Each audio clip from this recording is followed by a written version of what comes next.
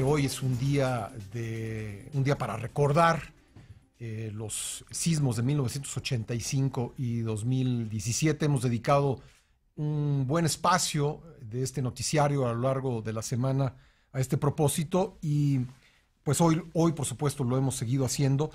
Estos días recientes han sido pródigos en la publicación de libros sobre el tema de los sismos, lo cual me da mucho gusto porque cumple una función necesaria de revisión de las lecciones que se han aprendido. Cada una de estas tragedias deja lecciones.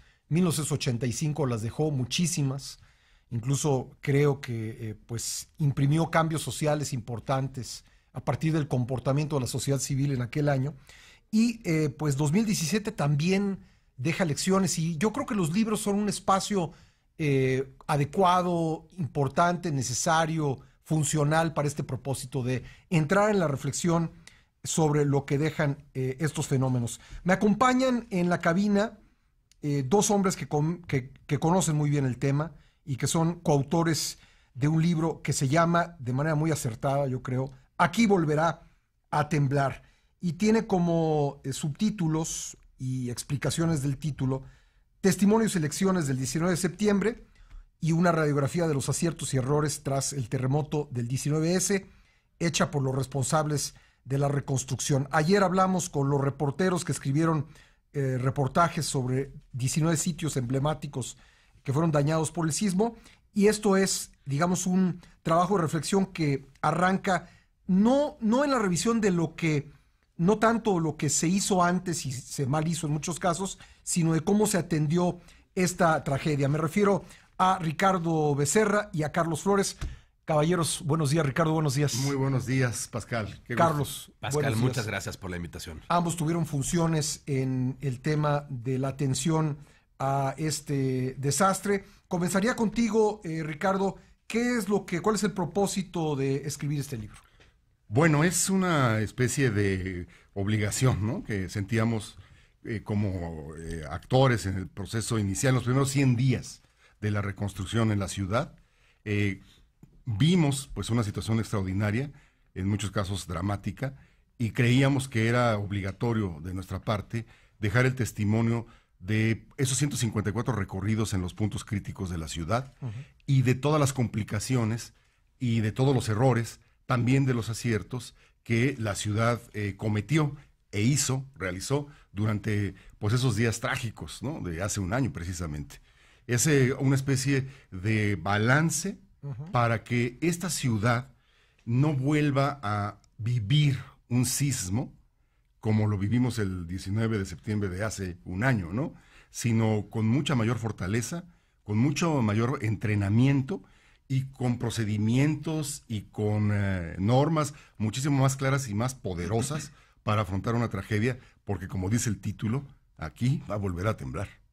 Carlos, repuestos de la sorpresa, porque bueno, fue doblemente sorpresivo que ocurriera otra vez un 19 de septiembre, justo después de que se había dado el simulacro, que se hacía año con año, o se ha hecho año con año. Repuestos de esa sorpresa y de que no sonara la alarma sísmica, uno pensaría, pues esta ciudad ya tenía suficiente experiencia enfrentando este tipo de fenómenos. Y en ese contexto te pregunto, ¿cuáles son los aciertos y cuáles son los errores que reveló el sismo del año pasado? Bueno, luego de esa desafortunada y dolorosísima coincidencia, yo creo que lo que nos encontramos fue un conjunto de protocolos bastante elementales. Es decir, lo que hemos aprendido durante años después del 85 ha sido a evacuar edificios, a evacuar viviendas, casas, espacios de trabajo.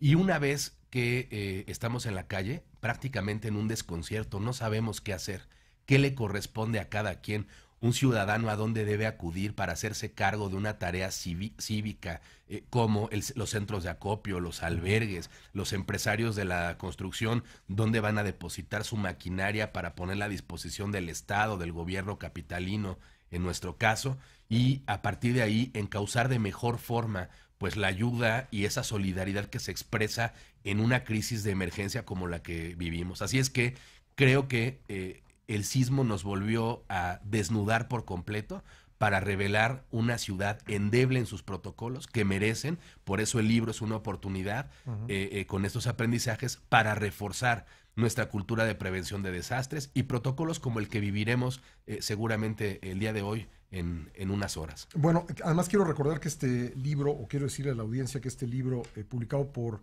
Grijalbo tiene además la virtud de que sus regalías van a ser donadas a damnificados del sismo. Y logramos, siguiendo con la forma en que lo exponía Carlos Flores, Ricardo, ¿crees que ya nos ha vestido esta experiencia? Ya ahora sí podemos decir, si mañana, ojalá hoy, ¿no? Que sería otra tremenda ironía, y haces bien en tocar madera, yo también, pero bueno, el día que ocurra, porque como dice el título, aquí volverá a temblar, ya sabríamos cómo reaccionar, ya tenemos todos los protocolos, por lo menos de lo que alcanzamos a percibir como necesarios.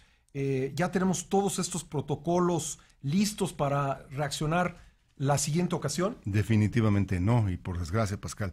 Aquí es una dimensión que intentamos introducir en el libro, ¿no? La reconstrucción no nada más es un gran programa de vivienda, ¿no?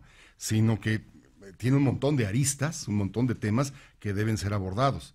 Para ser muy, muy claro, Pascal, si hoy volviera a temblar en una magnitud similar, gobierno, empresas, sociedad civil, ingenieros, actuaríamos más o menos igual que el año pasado. ¿Pero por cuestiones imprevisibles o por no haber aprendido? Por no haber aprendido, por no echar a andar los protocolos, como muy bien dices, debidos frente a una catástrofe. Por ejemplo, para ilustrarlo, tú te recordarás, tú lo tuiteaste, tú lo mandaste, por cierto, aquel edificio de Medellín en la colonia Roma, donde los trabajadores de ese edificio de 4 pisos, pues siguieron el protocolo que todavía hoy es vigente. Esperemos que se mejore. Pero bajan, no gritan, no se empujan, bajan lentamente, van a la banqueta, se resguardan adecuadamente, se les pasa el susto, regresan al edificio y en minutos el edificio se desploma. Ahí está la falta de protocolos. Esas vidas deberían estar con nosotros en este momento, ¿no? Claro. A eso nos referimos con protocolos más amplios. Ese es un muy buen ejemplo. Sí, es clarísimo, ¿no? Sí. Y te va otro simplemente ejemplo. ¿cuánto tiempo debe pasar? Exacto. ¿Y qué debe uno hacer mientras no regresa? ¿Quién debe llegar a revisar? Exactamente. Sí. Por ejemplo, en esa zona de Medellín, La Condesa, ese polígono tan riesgoso en términos de suelo y subsuelo, que lo ha probado, ¿no? Ahí debería haber un protocolo en el cual ingenieros o Secretaría de Protección Civil, quien fuera, habilitara al ingeniero o a los ingenieros que van a revisar cualquier estructura después de un sismo. Y el protocolo debería decir, usted no regresa a ese edificio hasta que no llegue. Hasta que no llegue. Sí. Y estar ya muy claros quiénes son los que van a llegar a revisar. Sí. Estas cosas ocurren, por ejemplo, en Nueva Zelanda o en Japón, ¿no? Pongo otro ejemplo. ¿En qué gran estacionamiento de la Ciudad de México van a poner las grandes empresas constructoras su maquinaria y su herramienta? Ya, no estar tuiteando, oigan, aquí hay una... ¿Te acuerdas cómo lo vivimos el año pasado, no? Aquí tenemos un serrucho, necesitamos una pala. No, ya vamos a saber dónde van a estar colocadas y qué obligación tienen las empresas para disponer en caso de emergencia su maquinaria profesionalizada, ¿no? A eso nos referimos, y a muchas cosas más, con la necesidad de protocolos más amplios y potentes. Carlos, muchas veces en este país queremos resolverlo todo con la aprobación de leyes. Estamos estrenando el Congreso de la Ciudad de México. ¿Hay algo que legislativamente debamos hacer? E insisto nuevamente en que no todo es aprobar leyes, pero en el plano estrictamente legislativo, ¿hay cosas, medidas que debamos tomar para enfrentar tragedias como estas? Sin duda. La instalación de este nuevo Congreso en la capital, a propósito de la entrada plena en vigor de la Constitución, tiene una previsión en un capítulo que parece pequeño y está ahí medio escondido, es el artículo 16 de esa Constitución, digamos, que mandata un conjunto de obligaciones para el Estado en la capital, relativas a vulnerabilidades, gestión de riesgos, mitigación de daños, y me parece que es allí el momento en donde ese andamiaje, digamos, jurídico puede provocar mejores protocolos, no de protección civil, de seguridad humana, que es un asunto todavía más amplio, y por supuesto de refuerzo de los atlas de riesgo, de la transparencia y la mecánica de comunicación de esa información tan importante para toda la ciudadanía. Y por supuesto, ojalá alcancemos a contar con mecanismos preventivos más allá de leyes que vienen a corregir luego de que viene una tragedia. Porque, como decimos en el libro, las estadísticas nos muestran que la diferencia entre pagar los costos del desastre e invertir en medidas materiales de prevención es de 7-1. O sea, cuando vienen procesos reconstructivos gastamos un dineral por no haber tomado medidas. 7-1. 7-1. Por ejemplo, es un dato del exconstituyente Enrique Provencio. Y ha estado muy estudiado. Así es que tenemos una gran oportunidad con esta nueva integración del Congreso capitalino. Bueno, hace rato tuvimos una entrevista en la que el doctor Víctor Manuel Cruz Atienza, jefe del Departamento de Sismología de la UNAM, pues nos decía, si aplicamos, no hace falta un nuevo reglamento de construcción, si aplicamos el actual, estamos bien, porque en solamente 3 de 100 puntos de medición de la ciudad se rebasó lo que prevé en cuanto a la potencia del temblor, lo que prevé el reglamento de construcción, pero también ponía el acento en que hay un área de oportunidad en la revisión de los edificios construidos antes de 1986. ¿Cómo vamos en ese sentido?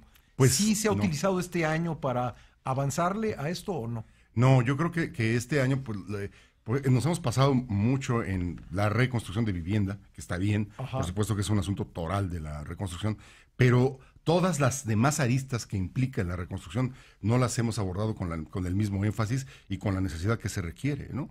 Sí hay, pues yo creo que varias centenas de miles de construcciones previas a 1985 que deben ser revisadas urgentemente, especialmente lo que nosotros llamamos, o lo que se debe llamar, edificios estratégicos. Te pongo otra vez un ejemplo dramático del año anterior.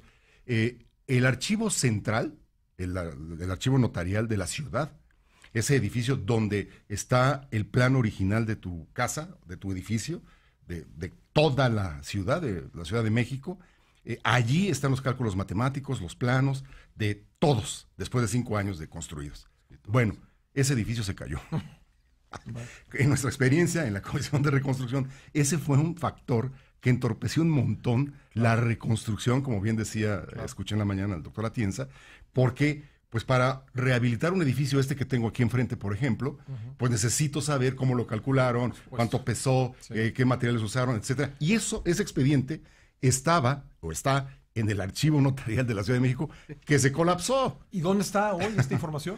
Ya está ahí, ya se levantó, pero durante 2 meses eran inaccesibles muchísimos de los planos y eso entorpecía el proceso de reconstrucción.